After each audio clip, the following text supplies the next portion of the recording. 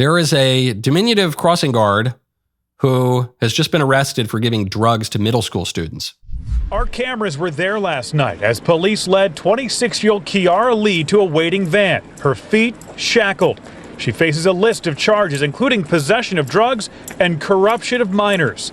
Investigators say she used her position as a crossing guard at an intersection near Penwoods Middle School to get close to kids and gave at least one child edible marijuana. She's supposed to be, as you said, a crossing guard protecting children.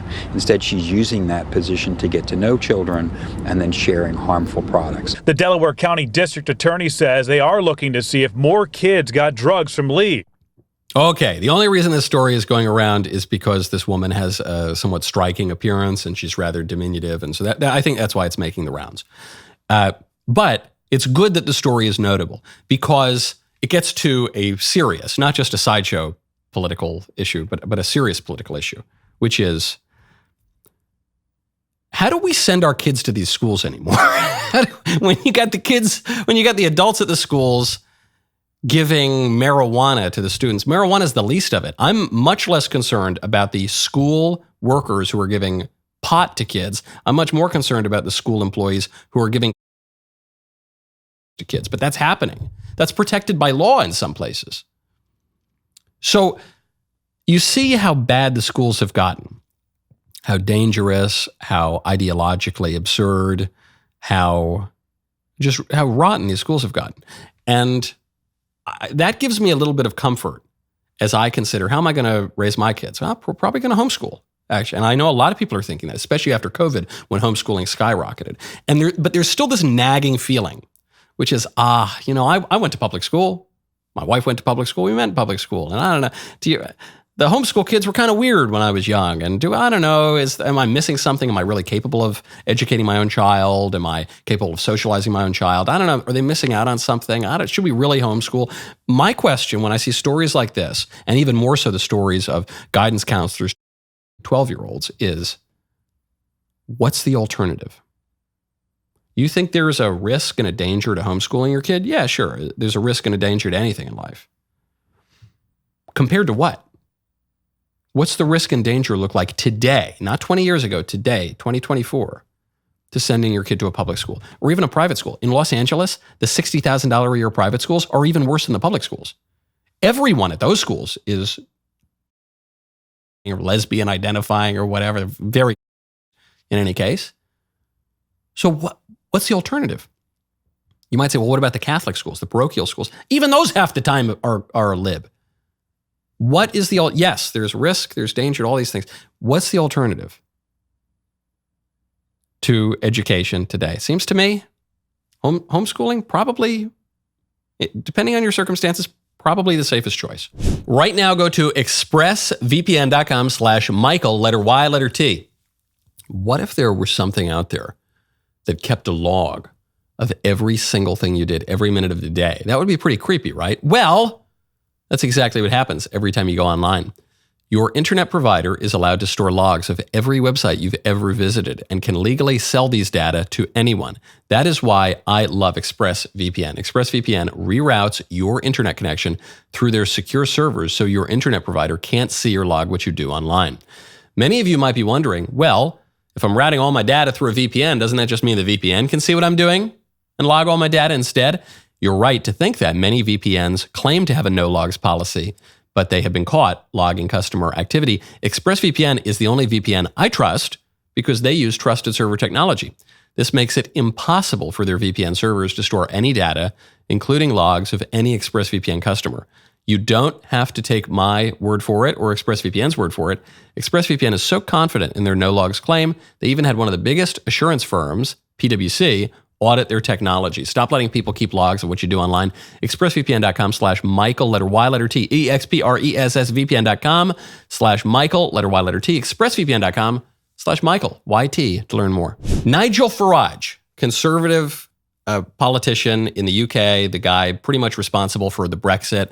He is now campaigning for the UK Parliament. Turn our attention away from European Parliament, campaigning for the British Parliament. And he's going out there and he's talking to people on the street. And about a week ago, I think it was 5 or 6 days ago, someone threw a milkshake at him. And I said, this is really bad. Not because, Nigel has to go dry clean his suit now, but because next time it could be cement. Antifa has done this before. They put cement in a cup and it looks like a milkshake, and then they throw it at you and it could kill you. I really hate to say I told you so, because 5 or 6 days later, that is exactly what happened. Nigel was out campaigning and some Looney Tune leftist threw wet cement at him. Actually, thankfully, it wasn't dry cement yet.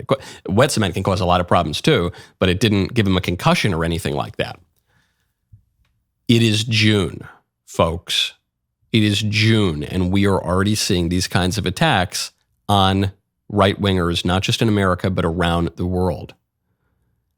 This is only going to ramp up, and it's going to continue to ramp up here in America as well.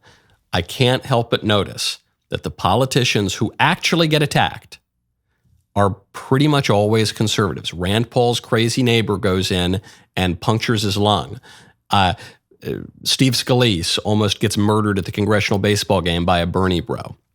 Trump, they're going to put him in prison. They're going to try to send him to St. Helena if they don't assassinate him first. Nigel Farage getting attacked. There were 2 politicians, I forget if it was Germany or Austria, who were attacked in knife attacks.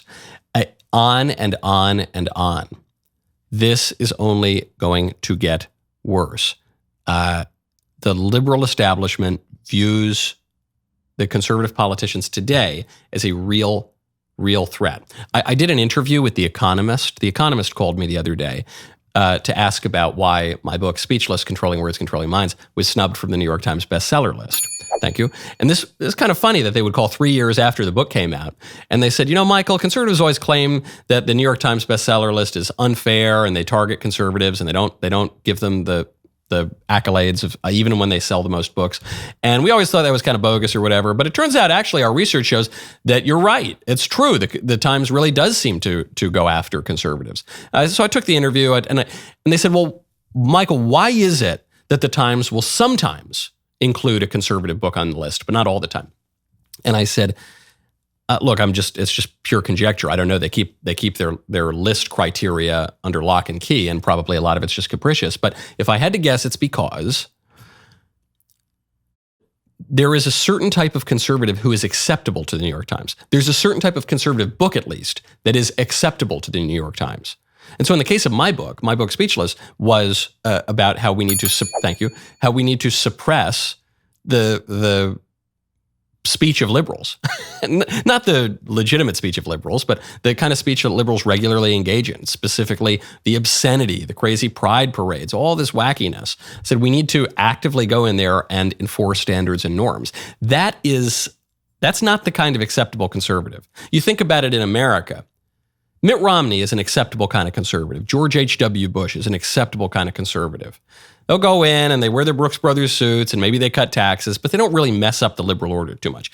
Donald Trump is not an acceptable kind of conservative because he campaigns on limiting migration and he campaigns on instituting trade tariffs and he campaigns on upending foreign policy. Those guys aren't acceptable. Nigel Farage is not acceptable. Okay, this guy campaigns on and succeeds at pulling the UK out of the European Union. Yikes.